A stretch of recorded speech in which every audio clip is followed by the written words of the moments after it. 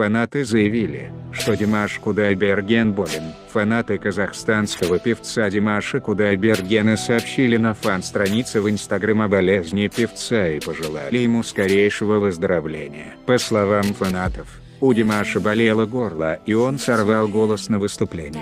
Друзья, Димаш в 8 туре занял 5 мест. Если учитывать, что у него болело горло и он сорвал голос, это очень хороший результат. Он настоящий певец. Несмотря на состояние, он спел. Ему 2 раза делали укол. И когда он выступал, видно было, что он болеет. Когда горло болит, мы не то чтобы спеть, даже разговаривать не можем. А он спел. Настоящий батыр. Неважно какое место, важно его здоровье. Все эти перелеты, резкая смена климата, недосып, все это сказалось на здоровье. Димаш справится. Мы верим в это, говорится в посте фан-клуба Димаша Кудайбергена. Однако сам певец пока не комментировал свое состояние. Официальный представитель Димаша объяснил систему отбора участников и переход на следующие туры. В конкурсе участвуют и новенькие конкурсанты, и у всех есть шанс победить. Это настоящая битва титанов. Программа Young Singer является самой рейтинговой в Китае. Я вижу, как в СМИ появляется информация о поражении Димаша в определенных турах. Но смею вас заверить, что этот проект не Жасанат или Азия Дауиса и совсем не похож на Новую волну или Евровидение.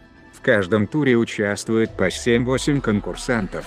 Причем могут выступать новые участники. По итогам выступления присуждаются места от 1 до 8.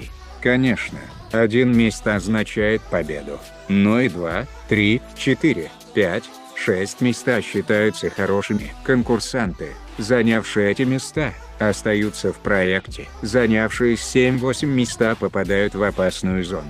Поэтому участники, занявшие 3-6 места, идут наравне с бронзовыми призерами Олимпийских игр, прокомментировал официальный представитель Димаша Кудайбергена Шаримов Алпамыс. Димаш Кудайберген стал победителем 2 туров китайского песенного конкурса Singer 2017. После этого на казахстанца обрушилась небывалая слава. Во 2-м туре он исполнил песню «Витас Оперы 2». Она настолько полюбилась китайцам, что Димаша пригласили исполнить ее и на концерте, посвященном китайскому Новому году. Из-за этого продюсер Витаса Пудовкин подал в суд на телеканал за нарушение авторских прав. На 3-м этапе конкурса Димаш исполнил песню «The Queen», «The Show Must Go On», но занял с ней лишь 3-е место. Тем не менее, казахстанец все еще является лидером конкурса Singer 2017. На 4-м этапе Димаш поразил всех блестящим исполнением песни на китайском языке. Причем сделал это без акцента. 5-й этап конкурса Димаш закончил лишь на 6-й строчке, а вот на следующем одержал триумфальную победу.